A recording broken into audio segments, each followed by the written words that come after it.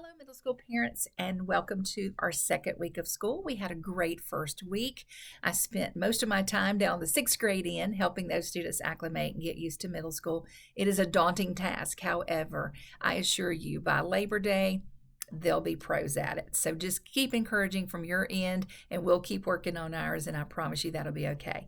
If you have a new student to seventh and eighth grade, understand that our students are helping them, and I've seen them already build friendships, and I've seen teachers step out and really try to connect with them. And so we're glad to have you. And if you're a parent of a student who's been here for a while, help reach out to those new parents too and bring them into our middle school family. And so we spent read aloud time last week going over dress code, going over cell phone policy, going over the demerit policy, and just helping students understand the guidelines and the boundaries that we have set for them.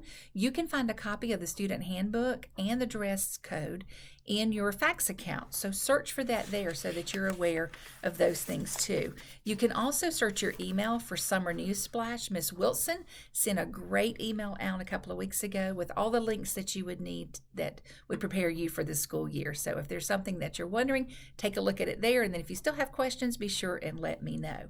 When your student is absent or when they are leaving early, make sure that you reach out to Miss Wilson. She is Michelle with one L, Michele Wilson at hgchristian.org. She will get your email to me, and she will forward anything that your child's teachers need to know to them. That saves you time on your end on only having to email one person.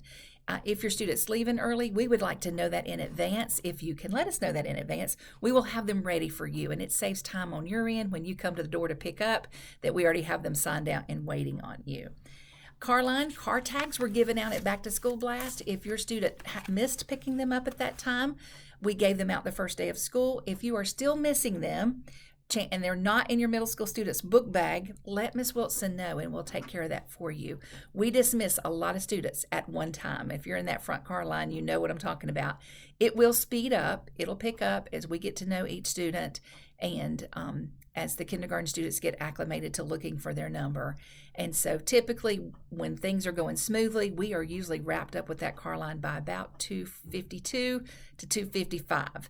And so we even Friday, with the additional students that we had in Carline from middle school football that did not have practice, and from all the kindergartners being here on that first day, we still finished at 3:00. So just keep an eye on average times for pickup, and know that once we finish Carline, those students are signed into after school. So you want to avoid that by being here on time. So one of the things I want to tell you is, when you think back on your middle school experience, often we think of it with the memories that weren't so pleasant for us, and it's because our brain is wired to remember those things, those embarrassing moments about middle school. Or if you're old enough to call it junior high, many of us called it junior high back then.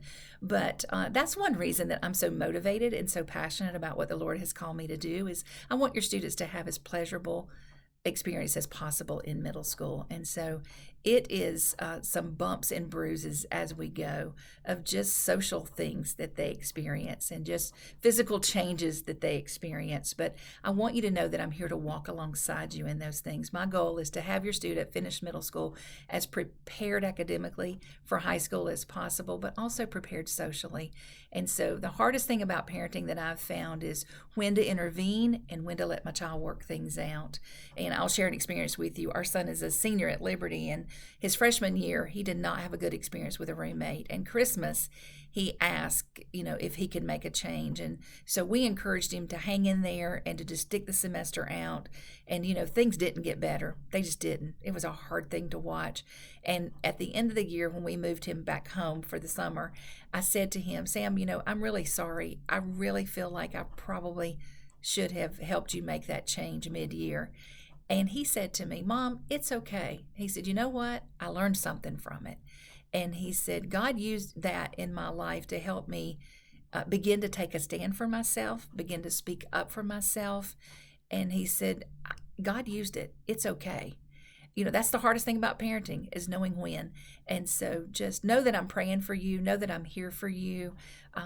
We have great access resource guides that you can use. We'll talk more about that next week, that you can use to have some great guided conversations. Don't fear this stage.